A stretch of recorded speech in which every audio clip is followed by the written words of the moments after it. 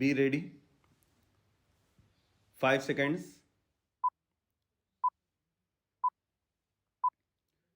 Start. Mr. Deputy Speaker, Sir, the recommendation on certain observations of the board with regard to the policy on children of our country is really speaking a very good outcome and a very good exercise. I have patiently heard the views on the policy as they were expressed by our Honorable Deputy Minister on the last day of the previous session. I also congratulated him for his attitude towards the children. But I would like to point out a few things on this national policy on children which is followed in other countries as well as in India. In India, perhaps it is a known fact, both from the point of view of religion and that of ancient thinking, that the child is treated as God. Usually, it is a common phenomenon both in the villages and in the cities. This symbolizes our devotion to children. It also indicates our expectations and our dreams about children. I could really appreciate that when we were under the British rule, we could not evolve a suitable policy in relation to children with a view to improving their conditions. But we are now a free country. After taking oath as the Prime Minister of Free India, Jawaharlal Nehru never forget to mention something about the children of India whenever he spoke, whether on the occasion of Republic Day, Independence Day, or any other occasion. He thought that the country could have been built much more constructively if the children had been given sufficient care and they had been made to feel that they were partners in all our work. This was also the thinking of Lenin in Soviet Russia. Immediately after the revolution, Lenin used to speak about children on all occasions and say that they should be given due care.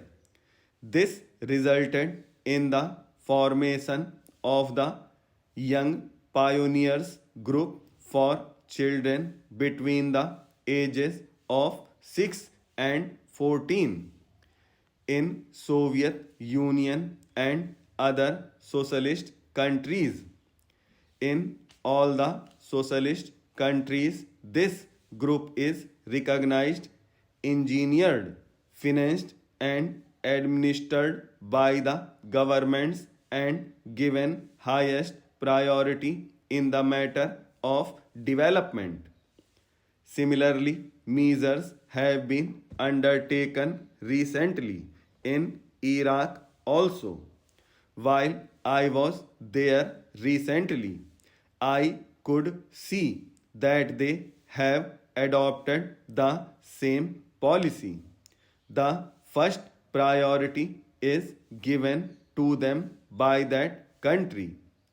In our country, many organizations do take care of the children. Voluntary organizations and the state governments do provide them with many facilities.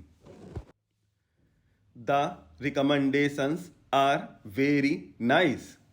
If we read them, they appear to be much more constructive than even the young pioneer groups programs in the Soviet Union.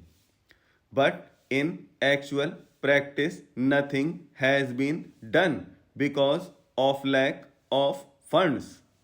If everybody receiving a salary or paying income tax, wealth tax, gift tax, or vehicle tax is requested to participate in the endeavor to raise resources for children, nobody will object.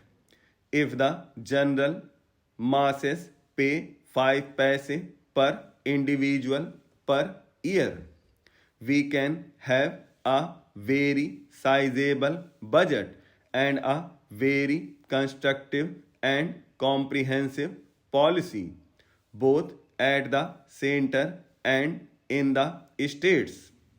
When a child grows into a young man, he talks of sports and games.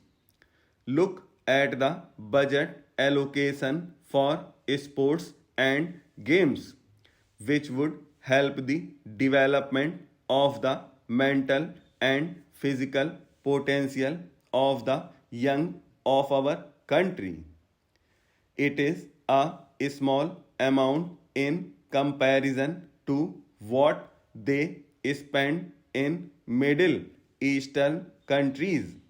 In a country having 100 crores of people, that is the second large population in the world, children and youth are not given any financial expenditure support by the government. There is no compulsory item of expenditure for the promotion of the moral and cultural agents of the children in the national sphere. This work has to depend on some social organizations. I do not object to the participation of voluntary organizations, but I do feel that when a country proclaims itself to be a socialist country or a country on its march towards socialism, the looking after the youth and children should be the basic pillar of the policy of the country. What is the position in our country? The children are badly neglected. They do not know even their own parents. In the words of Jawaharlal Nehru, when a child is born in this country, it should consider the country as its mother and the country should consider the children as their own. Do our children think of our country in that way now? Today, the looking after of children is done by the father of a church because they feel that is the way to serve God. Sometimes we give them prizes or we recommend their names to the United Nations organization or other authorities for the award of Nobel or some other prize. But do you think that a country like ours should depend on a father of a church for the welfare of our children. The moment a children is born in our country, it should be the responsibility of the country under our constitution and the rule of law as it obtains today.